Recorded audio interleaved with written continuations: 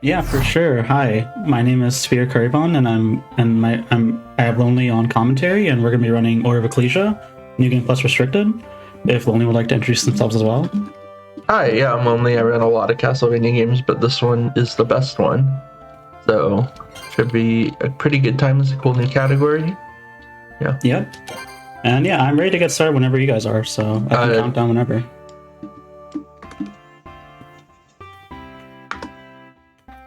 We just need a Discord screen share. And then... Oh, right. Sorry, I forgot about that. Very good.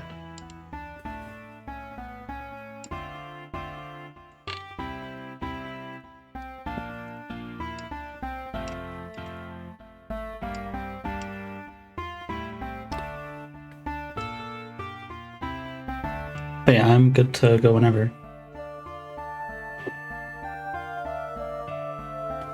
Alright. So yeah, 3, 2, 1, and let's get started. So yeah, this is Order of Ecclesia New Game Plus Restricted, and if Lonely wants to go over like what this category is. Yeah, so Restricted is kind of a rule set we came up with where you can use any glitches you want as long as you don't enter the boss rush. If you've seen runs of this before, you know that the boss rush enables a lot of really broken glitches like hyperspeed and general memory corruption. So that's going to be banned. But anything else is fair game.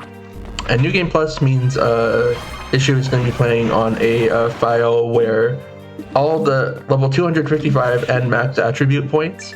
Attribute points are a thing in this game where when you use a weapon, you gain a little bit of attribute points and it becomes stronger. And this file has entirely maxed out that, leading to very strong weapons.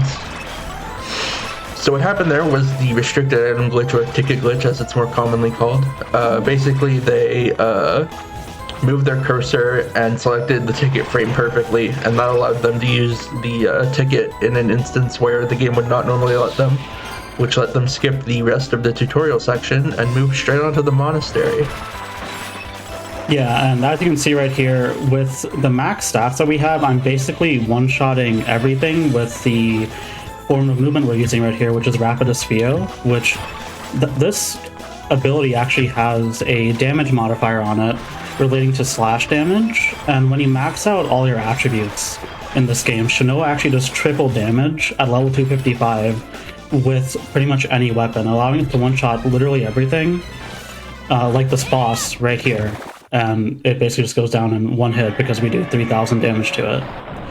And because we're actually in the restricted category, we're actually able to skip having to descend this entire area right here and go and just use a ticket glitch to leave the monastery completely. And that saves a lot of time over having to take the warp room as glitchless would do. And another thing is that during the at the end there, I equipped 3 different pieces of equipment. I equipped the Queen of Hearts, Tower Ring, and Hangman Ring. And I think Lonely can go over like what each of those do. Yeah, so Queen of Hearts is it's an accessory that halves, I believe, the amount of hearts needed to do a glyph union, which are those basically super attacks. But in this instance, it's the lightsaber.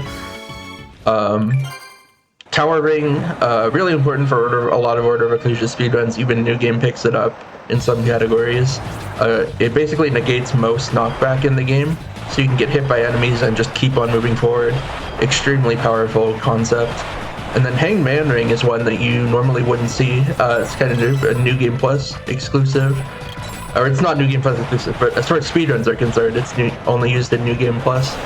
It cancels the landing lag, or ending lag rather, of a lot of your moves, so that can be used to speed up things.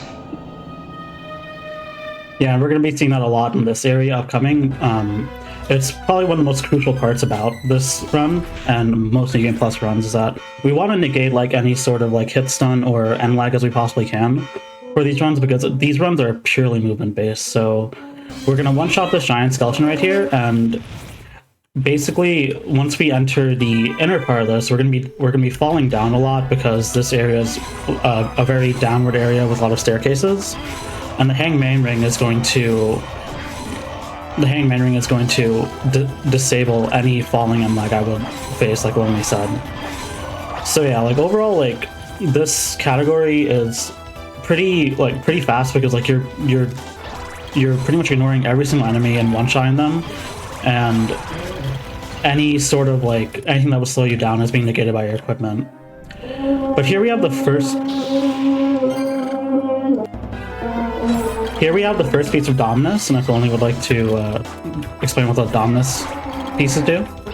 Yeah, well, first off, there's some weird noises going on in the background. I apologize for that. What are you going to do? So yeah, the Dominus pieces are one of the hard requirements for the game currently.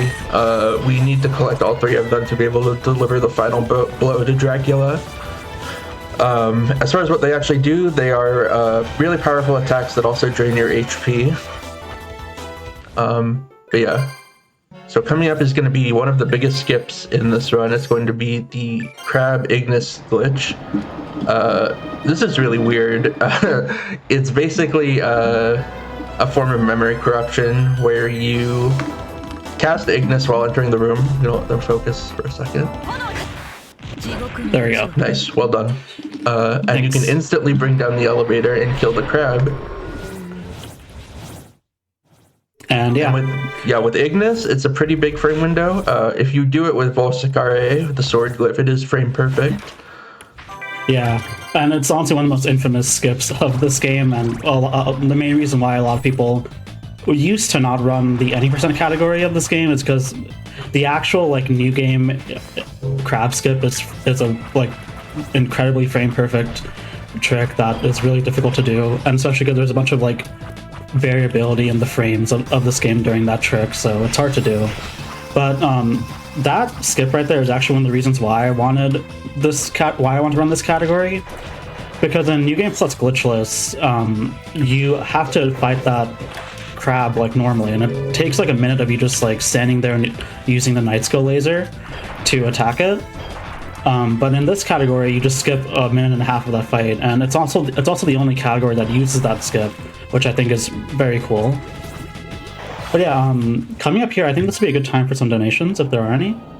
Well, first I would like to say well done to chat. We are going to see that 22nd 8th route. We got that met just a little bit ago. Thank you everyone so much. Yeah. We get to see this game beat in 20 seconds. Wow. It's going to be crazy. And yeah, thanks everyone for meeting that. The Women's Law Center is an important organization. I'm glad we got that incentive met. That's amazing. That is thanks to a $250 donation from El Pato del Muerte. Oops, missed the beginning of the marathon by just a few runs. You know what? That's okay, because we have a great team putting together VODs up on our YouTube channel that you can watch pretty much almost right after the run ends. They are doing incredible with that.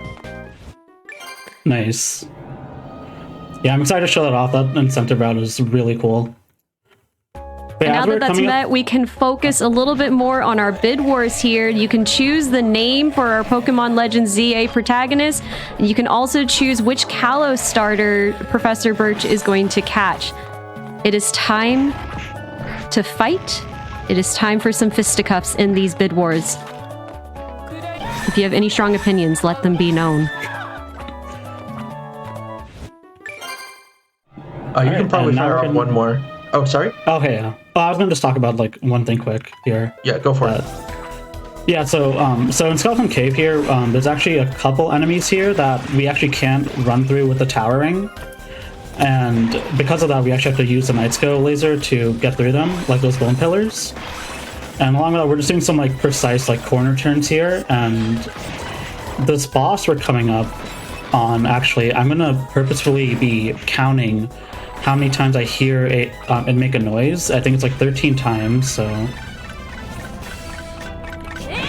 I got it right there. Basically, I count there in order to kill it at the lowest possible position that it spawns in, and that causes its death animation to happen a lot quicker because it's lower to the ground. And here we're going to get double jump if Lonely wants to go over how important double jump is to this run. Yeah, so double jump, really important, not only because it lets us get to higher places, but because you can dive kick out of a double jump in this game, And when you combine that with the Hangman Ring, which cancels the landing lag, it lets you go really fast, like we're going to see right here, right off the bat. Yeah, unfortunately, since we're underwater, we can't really see the dive pick used all that much. But we will in a couple in areas, pretty much every area after this. And actually, at the start of this area, I did a trick that is actually pretty hard to do. I did the frame perfect Rapidus activation. So basically, when like you load into an area, there's actually a frame where you're able to control Shinoa, and during that frame, you can literally do anything, such as like activating any of your glyphs, and that allows you to instantly use Rapidus Vio as you enter an area, basically. And that instead of waiting for the manual like delay upon entering a area, you can just instantly run in, and it saves a bit of time over the course of the run if you can get all of them in a row, but it's pretty hard since it's a frame perfect trick in a 60 FPS game. But yeah, so as you can see here, we're using dive pick a lot, and we're going to be using it a ton as we enter Giant's Dwelling here. So in Giant's Dwelling, there's these giant skeleton enemies here, and a lot of these enemies, most enemies get negated by the tower ring, or most enemies won't deal hit stun through the tower ring. But there's certain enemies in this game, like this giant skeleton and these cats right here, these cat ladies, they actually ignore the tower ring's main bonus of negating all hit stun. So we have to kill them to ensure that we don't lose any time by getting hit by them. And then this is the next boss, Goliath. And we can't actually one-shot him, so I'm going to do a trick here where I do a union and I do regular attack. Just like that. And that allows us to kill it really quickly without having to waste another union there. And because we're getting to the point of the run where we can't one-shot a lot of bosses anymore with our build. So, and then here we have the next piece of Dominus.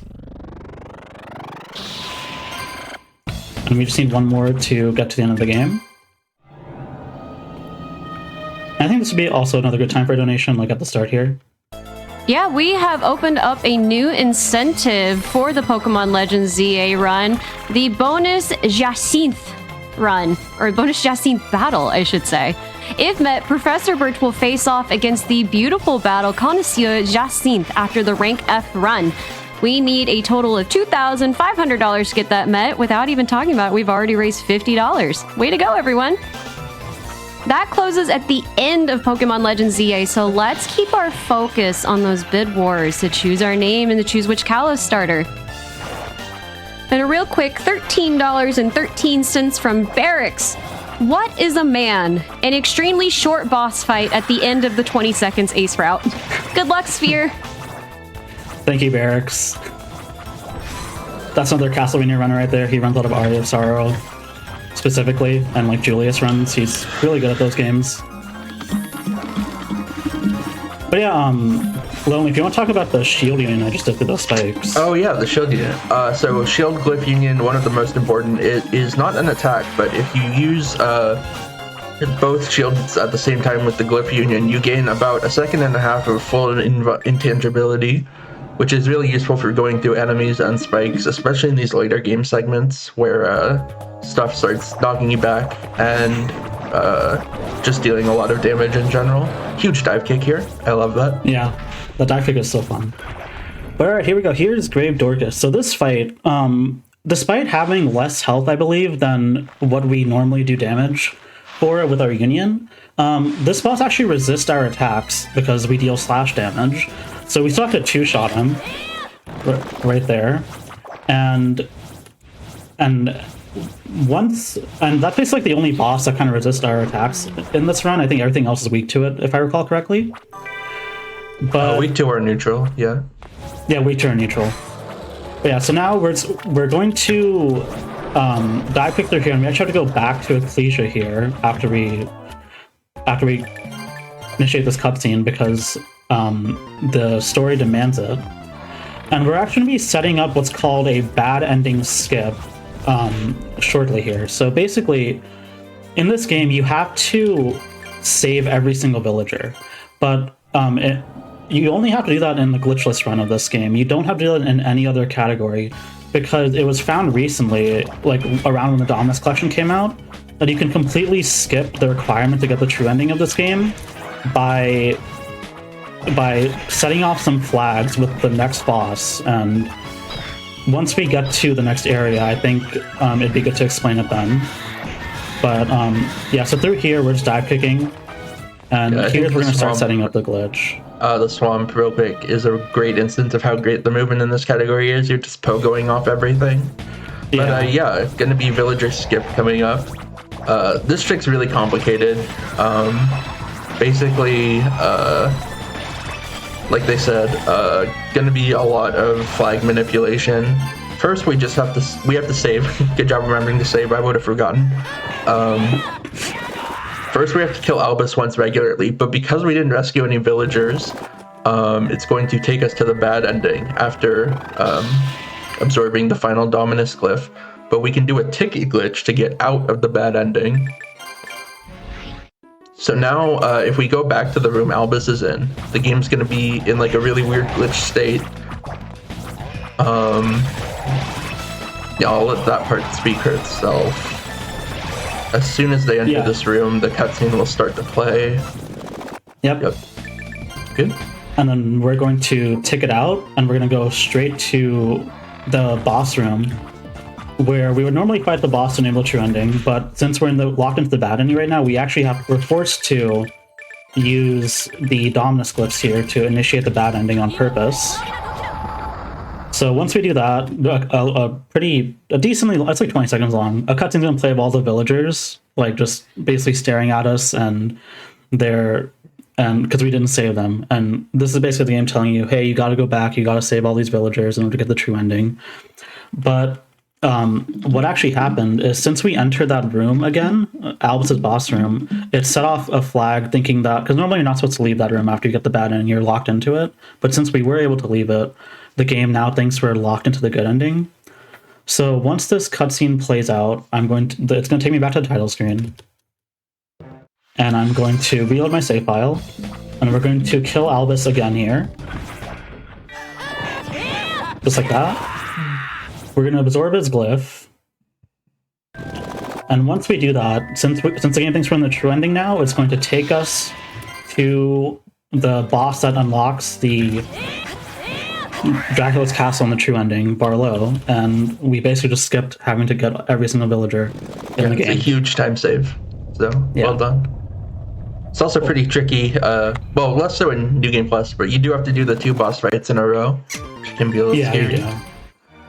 Yeah, and like, no memory corruption and everything, like, you have a really tight heart count there, and like, health pool to work with to kill both those bosses. Alright, so here we are in Dracula's castle. We're at the tail end of the run here. So we have to collect all 3 pieces of Cerberus, and that's basically like, those pieces unlock the final gate to enter the final area that has Dracula in it. So at this point, the run, it kind of loses a lot of its aspects of no memory corruption that we take, and it's more of the glitchless route now. And because there's not really many skips we can really do here that don't involve going into the boss rush mode. So yeah, so from here on out, we're just going to try to get all 3 pieces of Cerberus as fast as possible, and using the dive kick along with the Rapid Sphere just to get through it as fast as we can.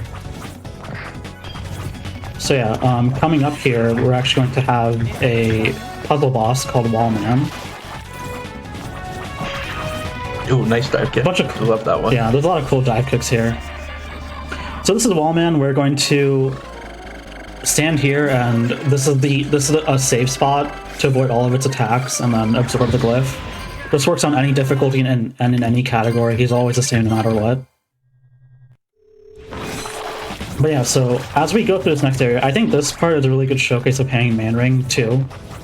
So like, this entire area is completely downward moving. And if we didn't have Hanged Man Ring equipped, we would have to deal with a lot of the end lag from falling from all these heights right here.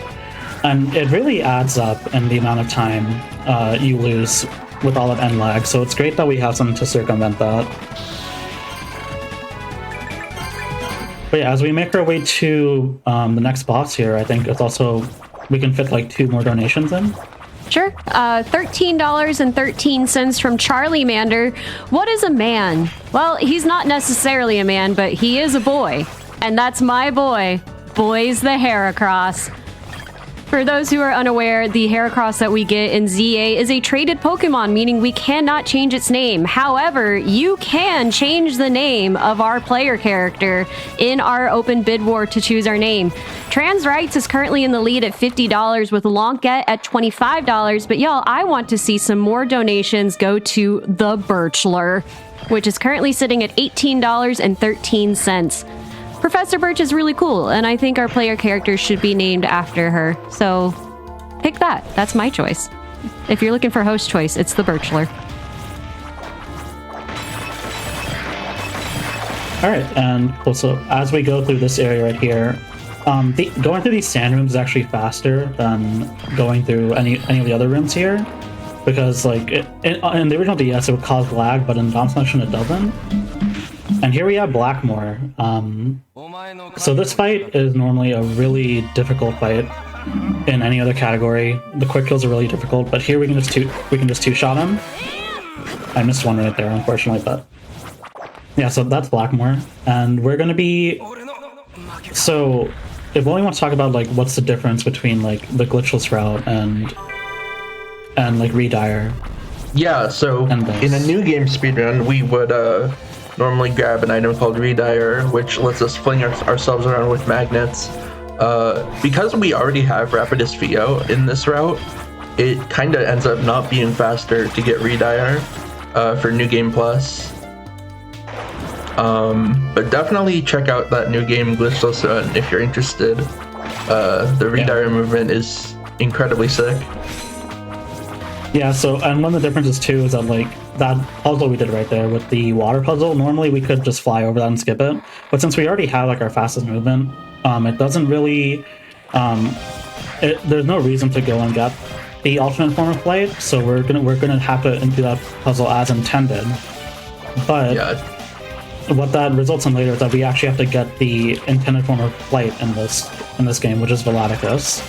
Yeah, one of the big like roadblocks in this game is you need a way to get up to Final Dracula, and that's one of the things that's so good about Redire is it lets you just fly up there without having to grab Veladicus.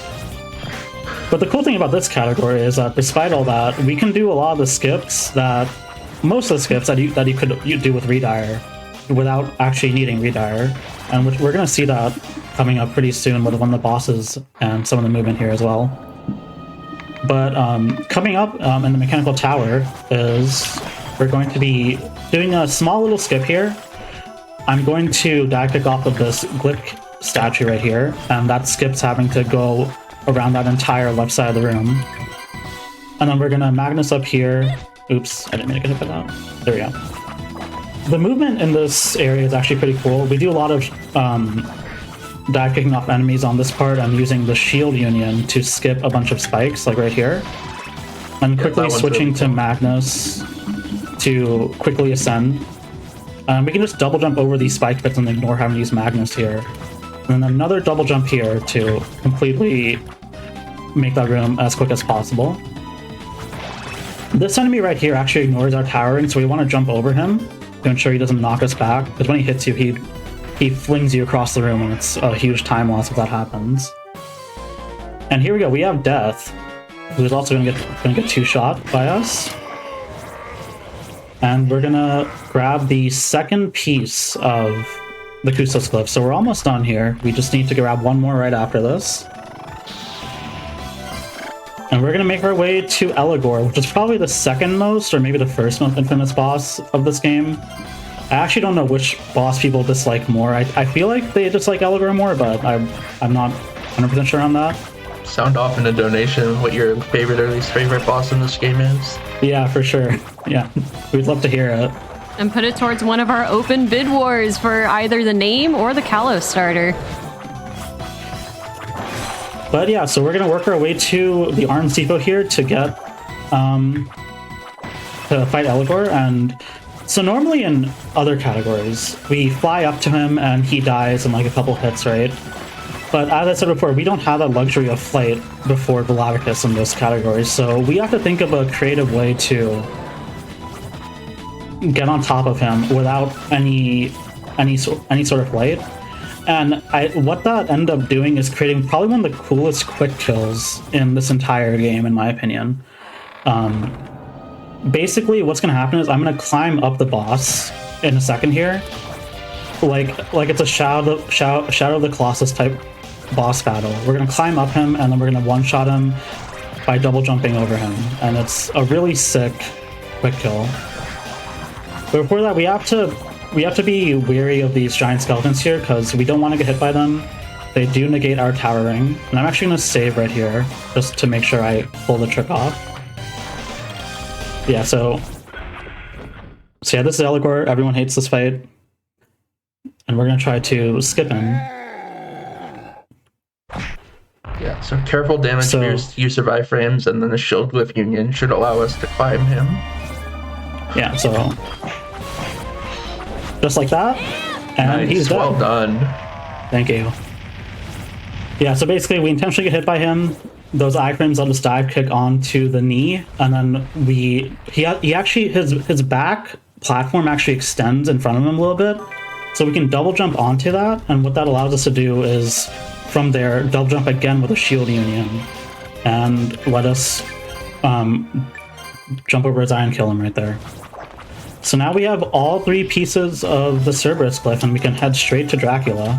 Make sure to double jump over that guy, because I've had him hit me several times in practice so far, and it jump scares me every single time there. But yeah, so we're heading to the penultimate area here, where we're going to use the 3 Cerberus glyphs to unlock the gate.